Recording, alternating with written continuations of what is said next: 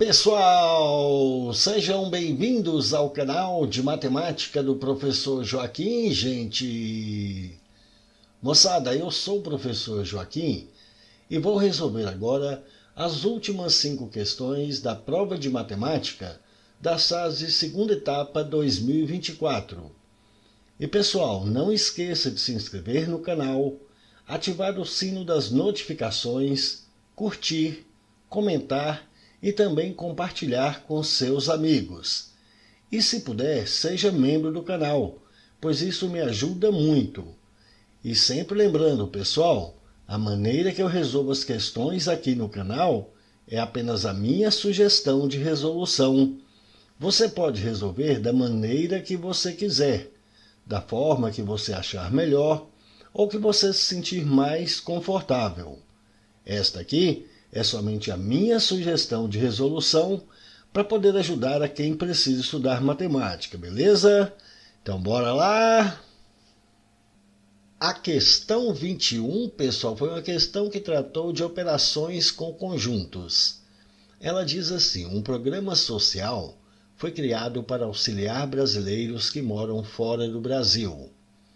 As pessoas interessadas precisavam obrigatoriamente responder a 2 perguntas, que são essas 2 perguntas aqui. Para esse programa foram selecionadas 9.500 pessoas. Destas pessoas selecionadas, 70% moram nos Estados Unidos e 24% alegaram ter residência própria. Dos inscritos que não residem nos Estados Unidos, 950 alegaram não ter residência própria. Dentre os selecionados, o percentual que reside nos Estados Unidos e que alegaram ter residência própria é qual desses daqui? Pessoal, veja que é uma questão que trata de conjuntos, pois nós temos conjunto de pessoas aqui que responderam que moram nos Estados Unidos e um outro conjunto de pessoas que responderam ter casa própria. Então nós vamos marcar um primeiro diagrama aqui para representar aquele número de pessoas que responderam que moram nos Estados Unidos. Um outro diagrama para representar aqui o percentual das pessoas que responderam que têm residência própria. Repare que ele informou para a gente que dessas pessoas selecionadas aqui, que são 9.500 pessoas, 70% delas moram nos Estados Unidos. Então, o que mora nos Estados Unidos aqui, o percentual foi de 70%. Agora, os que alegaram ter residência própria foi 24%. Mas ele também informou para a gente que dos inscritos que não residem nos Estados Unidos, 950 alegaram não ter residência própria. Então, observe, dos inscritos que não residem nos Estados Unidos, então não residem nos Estados Unidos, alegaram aqui que não tem residência própria. Então nós vamos ter um outro conjunto aqui das pessoas que não tem nenhuma dessas opções, nem mora nos Estados Unidos, nem tem residência própria. Ele informou que esse número de pessoas que responderam aqui que não residem nos Estados Unidos e que também não tem residência própria são 950. E ele quer saber qual que é o percentual que reside nos Estados Unidos e que tem casa própria. Então, qual é o percentual daqueles que residem nos Estados Unidos e que têm residência própria? Então, vai ser essa interseção aqui que a gente está querendo. Então, não sei qual que é esse percentual, falar que vai ser um percentual X. Mas repare, ele quer a resposta aqui em porcentagem, ele quer o percentual dos que residem nos Estados Unidos e que alegaram ter residência própria. Então, repare, aqui nós temos em porcentagem, aqui também nós temos em porcentagem, mas aqui não. Então, nós vamos ter que converter esses 950 aqui para porcentagem. Como o total de pessoas selecionadas aqui foi 9.500 pessoas, esse total de pessoas corresponde ao total que é 100%. Essas 950 pessoas aqui correspondem a que percentual? Eu não sei, eu falo que vai ser um percentual P qualquer. Temos essa regrinha de 3 símbolos aqui, diretamente proporcional. É só pegar isso aí e multiplicar em cruz. 9.500 vezes P, a gente vai ter 9.500 P. 950 aqui, vezes 100, é só acrescentar 2 zerinhos no final, vai ficar 95.000. Assim, o valor de P vai ser quanto? 9.500 está multiplicando, passa dividindo, e dividindo 95.000 por 9.500, a gente vai chegar em 10%. De fato, 950 corresponde a 10% do total aqui, ó, que é 9.500. Então, o número de pessoas que alegou aqui, ó, que não mora nos Estados Unidos e nem tem residência própria, corresponde aqui a 10%. Nós queremos saber qual é o percentual dos que residem aqui nos Estados Unidos e que tem residência própria. Repare, o percentual do que mora nos Estados Unidos é esse todinho aqui, que corresponde a 70%. Então, quantos que moram apenas nos Estados Unidos? Vai ser esse total, que é 70%, menos esse X que mora nos Estados Unidos e tem residência própria. Então, aqui vai ficar ó, 70% menos X. Qual é o percentual dos que responderam que apenas tem residência própria? Vai ser o total daqueles que responderam que tem residência própria, que é 24%, menos esse X aqui, que mora nos Estados Unidos e tem residência própria. Então, vai ser 24% menos X. Mas agora, observe, se a gente somar todos esses percentuais aqui, ó, tem que dar o total, que é 100%. Então, se a gente somar esses 70% menos X aqui, que apenas mora nos Estados Unidos, mais esse X aqui, que reside nos Estados Unidos e que tem residência própria, mais esses 24% menos X aqui, que apenas tem residência própria, mais esses 10% aqui, ó, que não tem nenhuma dessas duas opções, isso aqui tem que dar o total, que é 100%. Chegamos nessa equaçãozinha de primeiro grau aqui para a gente resolver. Observe que vai poder cancelar aqui, ó, menos X com mais X. E agora aqui é só fazer essas continhas. 70% mais 24% aqui vai dar 94%. Mais 10%, 104%. Menos X, isso é igual a 100%. Vamos pegar esse 100%, a gente passa aqui para o primeiro membro, e esse menos X a gente passa para o segundo. Então, 104% menos 100% aqui vai dar 4%. Passando o menos X para lá, vai mais X. Se 4% é igual a X, é porque X é igual a 4%. Portanto, o percentual daqueles que residem nos Estados Unidos e que alegaram ter residência própria vai ser 4%. E essa resposta a gente tem aqui na letra A. Show de bola! Foi uma boa questão, não foi, gente? Questão 22, pessoal, foi uma questão que tratou do cálculo de probabilidade. A questão diz assim: um número é escolhido ao acaso entre os 100 primeiros números inteiros positivos. Seja P a probabilidade de o número ser par ou divisível por 5. O valor de P é qual desses daqui? Bom, veja que o texto está informando para a gente que esse número foi escolhido ao acaso entre os 100 primeiros números inteiros positivos. E pediu para a gente considerar P a probabilidade de um número ser par ou divisível por 5.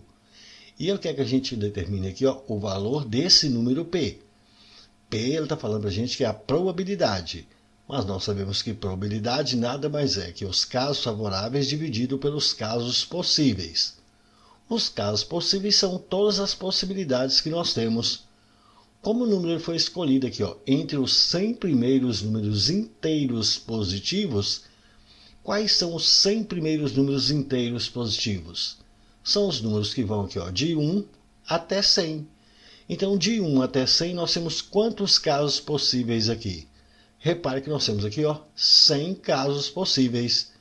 Agora, os casos favoráveis é aquilo que a gente quer. E o que é que nós queremos? Nós queremos escolher um número que seja par ou divisível por 5. Bom, então, primeiramente, vamos verificar aqui, ó, dentre esses 100 números aqui, ó, quantos deles que são os pares. Veja, os pares aqui vai ser o 2, 4, 6, 8, 10, pontinho, pontinho, pontinho, até 100. Num total de quantos pares que nós vamos ter aqui? Bom, para a gente determinar o total de pares, é só pegar o total de números que nós temos, que é 100. Como são pares, a gente vai dividir aqui, ó, por 2. 100 dividido por 2, então vamos ter aqui um total de 50 pares. Mas é porque é a probabilidade de um número ser par ou divisível por 5. Divisível por 5 significa que o número deve ser múltiplo de 5. Quais são os múltiplos de 5 que nós temos aqui, ó, de 1 até 100? Bom, os múltiplos de 5 vão ser, a partir desse número aqui, ó, nós temos o 5, o 10, 15, 20, até chegar no 100. Dentre esses 100 números aqui, ó, os múltiplos de 5 são esses aqui, ó, 5, 10, 15, 20, até chegar em 100. Num total de quantos números aqui, ó, que são múltiplos de 5? Basta pegar o total dos números, que é 100, a gente vai dividir aqui, ó, por 5. 100 dividido por 5, então vamos ter um total aqui, ó, de 20 números aqui, ó, que são múltiplos de 5. Mas, pessoal, observe, dentre esses números pares aqui, nós temos números aqui, ó, que já foram contados, que são também múltiplos de 5. Repare, o 10 aqui, ó, ele é múltiplo de 5, mas ele também é par. Então, nós precisamos retirar esses números que são pares e que também são múltiplos de 5, porque eles já foram contados aqui. Então, quantos são os números que são pares e que também são múltiplos de 5? Qual é o primeiro número par e múltiplo de 5 que nós temos? Repare que vai ser aqui, ó, o 10. Depois do 10, qual vai ser o próximo? O próximo vai ser o 20. Depois do 20, o próximo é o 30. Depois do 30, o próximo é 40. E assim sucessivamente até chegar no último, que vai ser o 100. Repare que todos esses números aqui, ó, notem, são os números que são múltiplos de 10. E quantos são os múltiplos de 10 que nós temos? Basta pegar o total, que é 100, e nós vamos dividir aqui por 10. 100 dividido por 10, então nós vamos ter 10 números aqui, ó, que são pares e que são múltiplos de 5. Assim, o que nós estamos querendo aqui, que o número precisa ser par ou múltiplo de 5, então os números pares ou múltiplos de 5 vão ser todos os pares que nós temos, que são 50, somado com todos os múltiplos de 5, que são 20, só que a gente precisa retirar esses aqui, ó, que são os pares e múltiplos de 5, que eles já foram contados. Então, repare, eu preciso retirar esses aqui, que são pares e múltiplos de 5, porque eles já foram contados aqui dentro dos pares. Então, nós precisamos retirar aqui, ó, esses 10 números que são pares e múltiplos de 5. Portanto, os números pares ou múltiplos de 5 vai ser 50 mais 20, 70, menos 10, nós temos um total de 60 números que são pares ou múltiplos de 5. Esses 60 números aqui que são pares ou múltiplos de 5 são meus casos favoráveis. Então, os casos favoráveis aqui, ó, são 60. Assim, a minha probabilidade vai ser 60 em 100. Repare que vai poder simplificar aqui. Eu posso cancelar um zerinho em cima com um zerinho de baixo. Vai sobrar aqui, ó, 6 sobre 10, que também vai dar para a gente simplificar aqui, ó, dividindo em cima e embaixo por 2. 6 por 2 vai dar 3. 10 por 2 vai dar 5. Portanto, a minha probabilidade vai ser de 3 em 5. E essa resposta a gente tem aqui na letra B. Show de bola! Foi uma boa questão, não foi, gente? Questão 23, pessoal, foi uma questão que tratou de problema de contagem. A questão diz assim: para a elaboração de uma questão de verdadeiro ou falso, um professor elaborou 4 afirmações verdadeiras e 4 afirmações falsas. Para montar a questão, o professor irá escolher 4 dessas afirmações. As condições para essa escolha são: primeiro, todas as afirmações elaboradas têm a mesma probabilidade de ser escolhida. Segundo, a ordem que as afirmações forem escolhidas é a ordem que estarão dispostas na questão. Terceiro, uma mesma afirmação não poderá ser escolhida mais de uma vez. E quarto, a questão deve ter um número maior de afirmações verdadeiras que falsas. O total de possibilidades para essa questão é qual dessas daqui? Bom, veja que o texto está informando para a gente que para a elaboração de uma questão de verdadeiro ou falso, um professor elaborou aqui, ó, 4 afirmações verdadeiras e 4 afirmações falsas. Então, esse professor elaborou aqui, ó, 4 afirmações verdadeiras e 4 falsas. Mas para montar essa questão, o professor deve escolher aqui, ó, 4 dessas afirmações. Então, ele deve escolher 4 dessas afirmações aqui. E essas são as condições impostas aqui para a gente.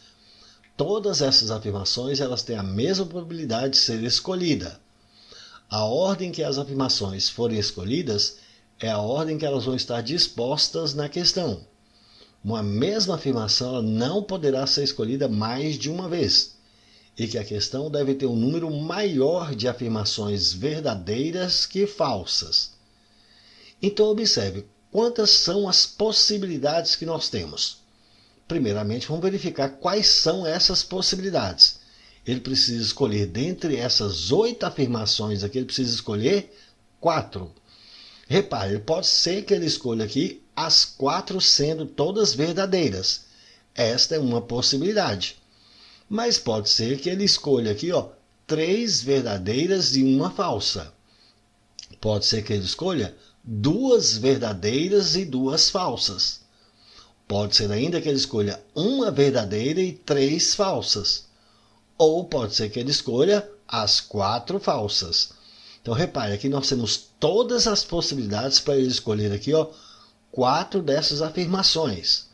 Ele pode escolher as 4 verdadeiras, ou 3 verdadeiras e uma falsa, ou 2 verdadeiras e 2 falsas, ou uma verdadeira e 3 falsas, ou as 4 falsas. Só que foram impostas essas condições aqui, Todas as afirmações elaboradas têm a mesma probabilidade de ser escolhida. A ordem que as afirmações forem escolhidas é a ordem que elas vão estar dispostas na questão. Uma mesma afirmação não poderá ser escolhida mais de uma vez. E a questão deve ter um número maior de afirmações verdadeiras que falsas. Repare essa última aqui, a questão deve ter um número maior de afirmações verdadeiras que falsas. Então tem que ter mais afirmações verdadeiras. Então veja, essa primeira possibilidade aqui pode. Nós temos aqui 4 verdadeiras, nós temos mais opções aqui, mais afirmações verdadeiras que falsas. Essa aqui pode. Aqui também pode, nós temos 3 verdadeiras e uma falsa. Tem mais verdadeiras que falsas. Mas essa daqui, observe, não pode. Porque aqui nós temos igual ao número de verdadeiras igual ao número de falsas.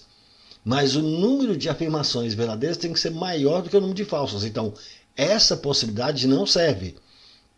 Essa daqui também não vai servir. Aqui nós só temos uma verdadeira e 3 falsas. Então, essa aqui também a gente pode eliminar. Assim como essa aqui, que só tem falsas.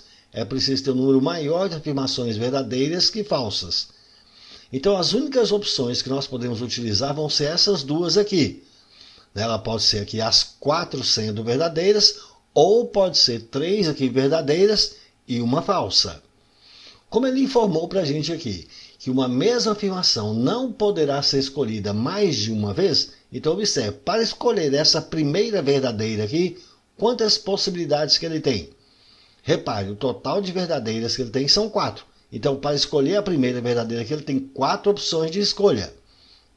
Para escolher a outra verdadeira, repare que ele não pode escolher mais a primeira, porque uma mesma afirmação não pode ser escolhida mais de uma vez. Então, aqui ele só tem agora 3 opções para escolher essa segunda.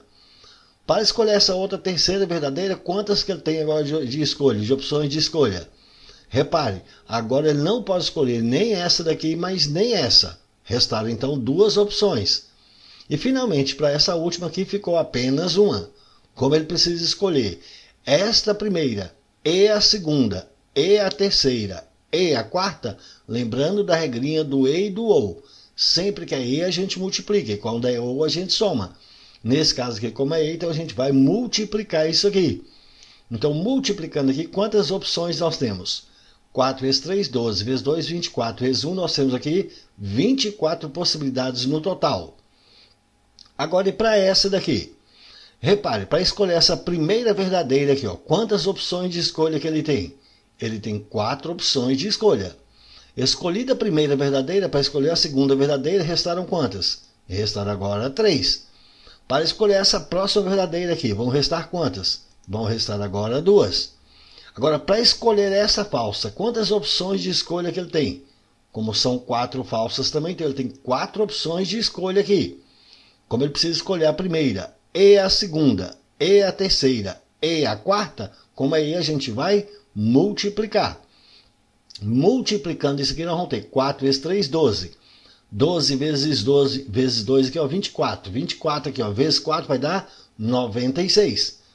Então aqui ele tem 96 possibilidades de escolha. No entanto, ele também falou para a gente que a ordem que as afirmações forem escolhidas é a ordem que elas vão estar dispostas na questão. Mas isso não quer dizer que seja necessariamente nessa ordem, que a falsa aqui, seja a última. Pode ser que a falsa aqui, seja a terceira, então vamos ter esta opção. Ou pode ser que a falsa seja a segunda. Ou pode ser que a falsa seja a primeira. Então nós ainda temos todas essas opções aqui, Mas para cada uma dessas aqui nós temos apenas uma falsa. Com apenas uma falsa nós temos 96 possibilidades para cada uma dessas aqui. Então cada uma dessas aqui nós temos 96 possibilidades. Assim, no total aqui nós vamos ter quantas possibilidades? Somando 96, mais 96, mais 96, mais 96, isso aqui vai dar 384. Assim, o total de possibilidades para ele vai ser quanto? Vai ser essas 24 possibilidades que ele tem aqui, considerando aqui as 4 verdadeiras, ou mais ainda, 384. Como é hoje, a gente vai somar com 384. E somando aqui, 24 mais 384, então nós temos um total aqui de 408 possibilidades. E essa resposta a gente tem aqui na letra D. Show de bola, foi uma boa questão, não foi, gente? Questão 24, pessoal, foi uma questão que tratou de equação de reta e retas perpendiculares.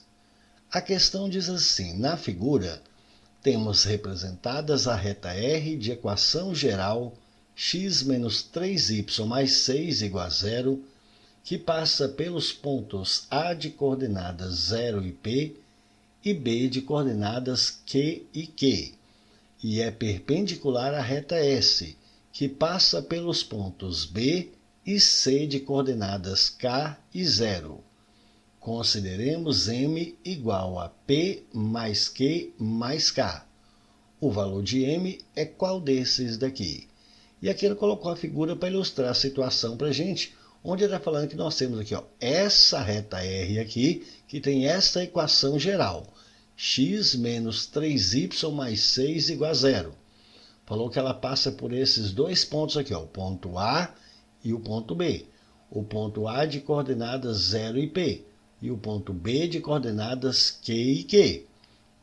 Diz que ela é perpendicular a essa outra reta S aqui, que passa pelos pontos B e C de coordenadas K e 0.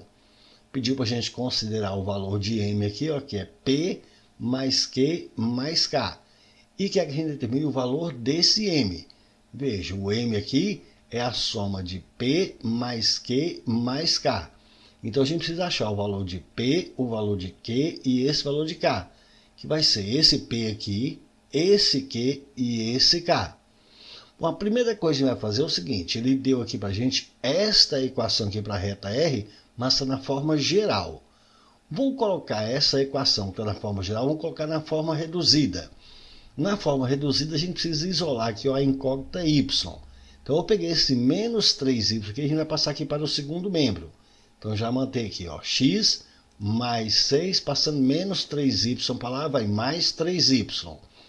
Se x mais 6 é igual a 3y, então 3y é igual a x mais 6. Como eu preciso isolar aqui o valor do y, vamos pegar esse 3, está multiplicando, a gente passa dividindo.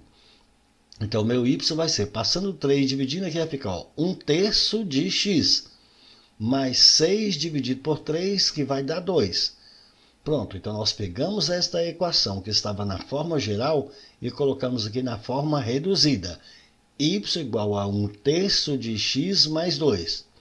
Quando a gente coloca na forma reduzida, a gente enxerga que esse elemento aqui, esse número que está acompanhando o x aqui, ele é o coeficiente angular para essa reta R. Então, o meu coeficiente angular aqui para a reta R foi 1/3. Já esse outro número que está sozinho aqui, que não tem x, esse aqui é o coeficiente linear. Esse coeficiente linear é onde a reta vai estar cortando o eixo do y. Então, repare, essa reta R ela vai cortar o y aqui em 2. Isso significa que o x é 0 e o y é 2. Então, repare, o ponto A aqui ele tem coordenadas 0 e o P. Então, o x aqui é 0, então o P aqui tem que ser 2. Então, eu já sei que o valor do P é 2. Então, nós já achamos o valor desse P. Então, o P aqui vale 2. Agora a gente vai achar o valor desse Q. Como que nós vamos fazer para achar o valor desse Q? Nós sabemos que essa reta R aqui, ela passa por esses dois pontos, pelo ponto A e pelo ponto B. O ponto B tem coordenadas Q e Q. Então basta a gente pegar aqui, ó, essas coordenadas, a gente vai substituir aqui, ó, na equação da reta. Eu posso substituir em qualquer uma dessas aqui, ó. Vamos procurar o que está mais fácil para a gente fazer conta aqui. Repara, o que está mais fácil aqui vai ser essa daqui, ó. 3y, que é igual a x mais 6. O x aqui, repare, o meu ponto B, o x é Q. E o y, repare, o y também é Q. Então o x aqui é Q e o y também é Q. Portanto, aqui vai ficar 3 vezes Q, 3Q.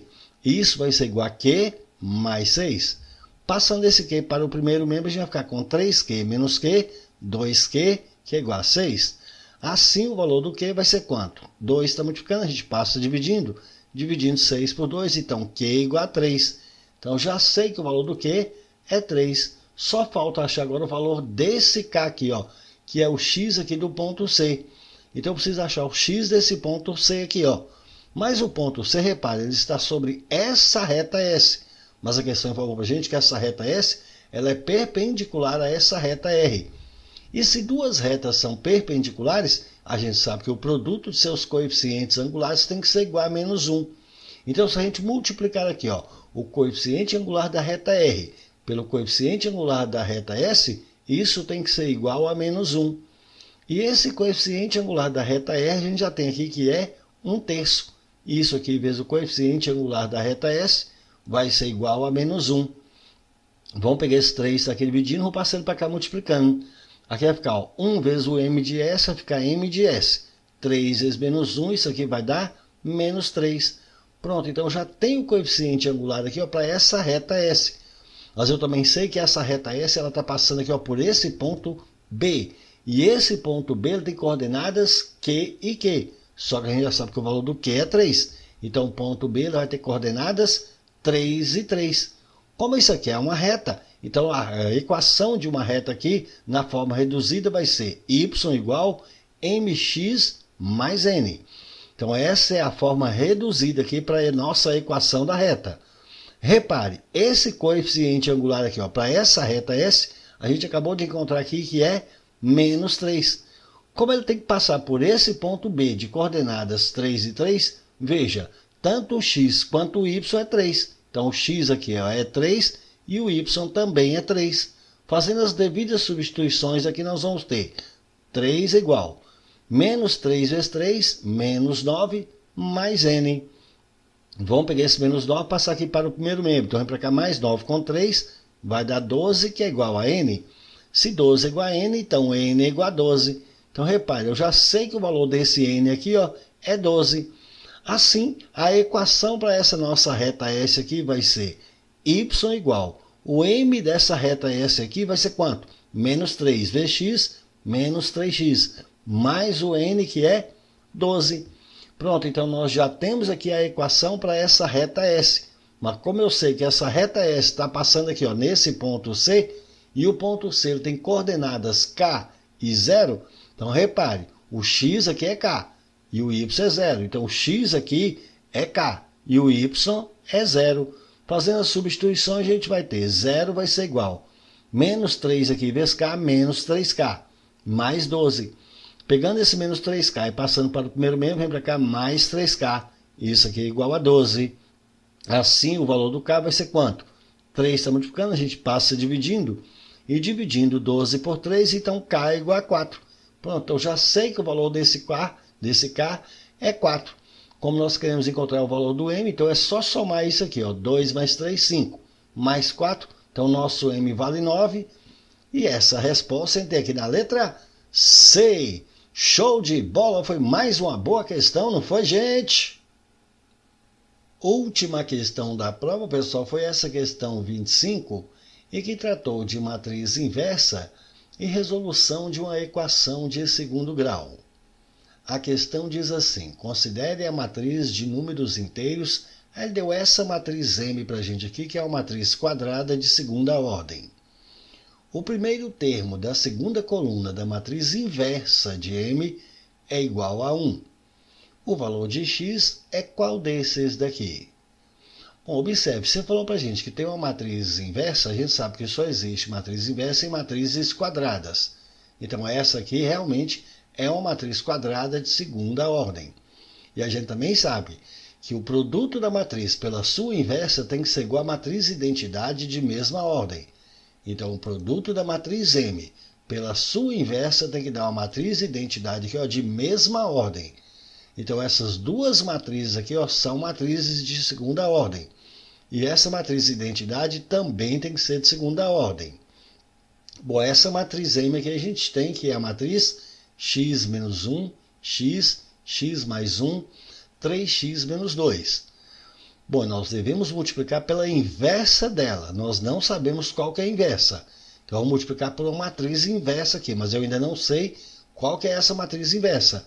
Mas eu sei que ela também precisa ser de segunda ordem. Então a gente vai multiplicar por uma matriz aqui que tem que ser também de segunda ordem. Mas a gente sabe que o primeiro termo da segunda coluna dessa matriz inversa é igual a 1. Então repare, o primeiro termo da segunda coluna. Então repare, nós vamos ter aqui, ó, primeira coluna, segunda coluna. Esse primeiro termo aqui falou para a gente que ele é igual a 1.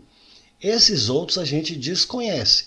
Então eu vou falar que esse daqui vai ser um termo A, esse daqui vai ser um termo C, e vou falar que esse daqui é um termo D.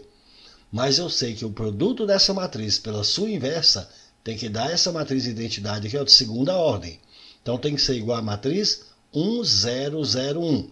A matriz identidade é aquela matriz onde os elementos que estão aqui na diagonal principal é igual a 1 e todos os demais igual a 0. Então aqui vai ser igual a essa matriz identidade. Aqui a gente tem esse produto de matrizes. Para multiplicar matrizes, a gente multiplica cada linha por cada coluna. Mas aqui, pessoal, a gente não vai precisar multiplicar todas as linhas por todas as colunas. Como a gente tem esse elemento aqui que a gente já sabe que é 1, então o que nós vamos fazer é o seguinte, nós vamos pegar apenas essa primeira linha e vamos multiplicar aqui, ó, por essa segunda coluna. Nós vamos pegar a primeira linha e multiplicar por essa segunda coluna. O resultado desse produto, dessa primeira linha, por essa segunda coluna, tem que dar esse elemento aqui, ó, tem que dar o elemento 0. Então, se eu multiplicar esta linha aqui, ó, por essa coluna, então vamos multiplicar esse elemento x menos 1 aqui, ó, por 1. Então vai ser, ó, x menos 1 vezes 1, mais esse elemento x vezes d.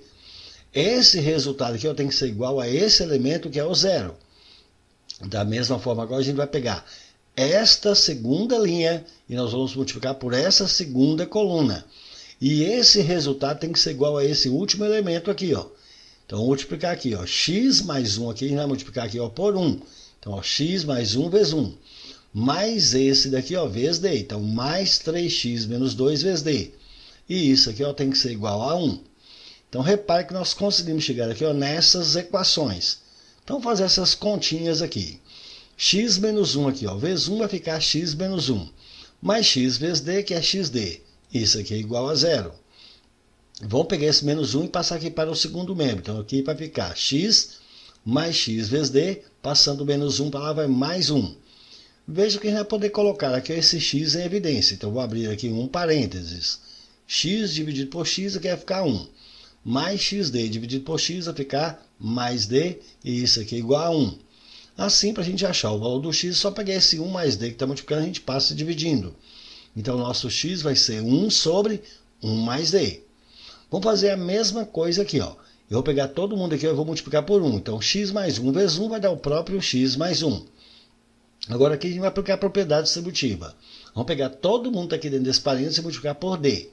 3x aqui, ó, vezes d vai ficar mais 3xd. Menos 2 vezes d aqui vai ficar menos 2d.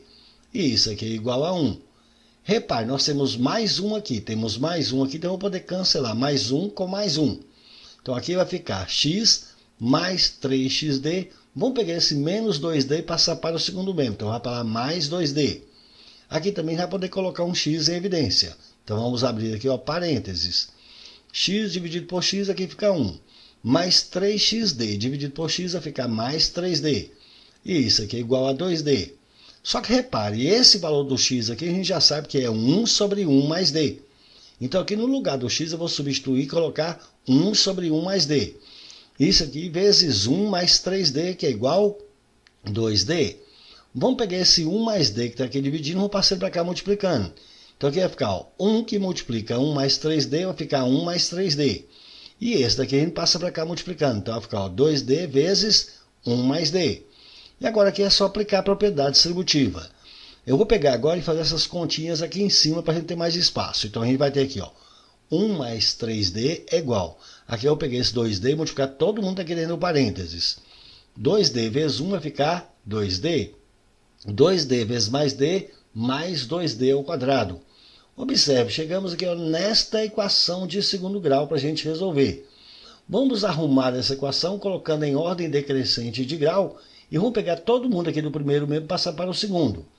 Então repare, no segundo membro já tinha 2d ao quadrado, então vai continuar 2d ao quadrado. Esse mais 3d, passando para lá, vai menos 3d. Menos 3d mais 2d vai ficar menos d.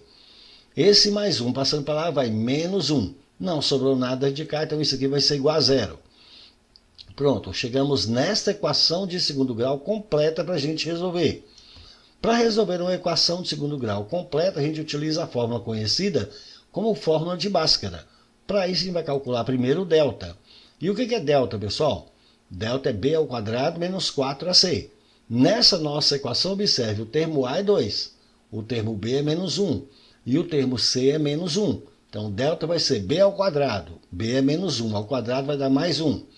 Menos 4 vezes o a vezes o c. O a é 2, então menos 4 vezes 2 vai ficar menos 8. Vezes menos 1, mais 8. 1 mais 8 vai dar 9. Pronto, achamos o valor do delta. Agora a gente vai achar o valor do d. Para achar o valor desse d, a gente vai aplicar a fórmula. Então vamos colocar aqui, ó, traço de fração. De acordo com a fórmula, é menos b mais ou menos raiz de delta sobre 2a. Menos b. Nosso b é menos 1. Então menos 1 vai ficar mais 1. Mais ou menos raiz de delta. Delta é 9. Então raiz quadrada de 9. Tudo isso sobre 2 vezes a. Nosso a é 2. Então 2 vezes 2 sobre 4. Então aqui vai ficar traço de fração 1 mais ou menos raiz quadrada de 9 é 3. Tudo isso sobre 4. Pronto, assim nós vamos ter aqui duas raízes. Vamos ter, ó, d' e d duas linhas.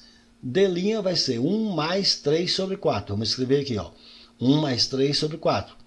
D duas linhas, 1 menos 3 sobre 4. Vamos escrever aqui também, 1 menos 3 sobre 4. E agora aqui é só fazer as continhas. 1 mais 3 aqui, ó, vai dar 4. Que dividido por 4 aqui vai dar 1. Agora nessa daqui, 1 menos 3 aqui vai ficar menos 2. Então vai ficar menos 2 sobre 4.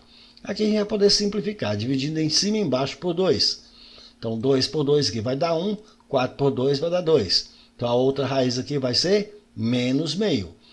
Pronto, então as raízes dessa nossa equação foram menos meio e 1. Então nós achamos aqui os dois valores para d. Mas nós queremos achar aqui é o valor de x. Só que eu já sei que x é 1 mais 1, é 1 sobre 1 mais d.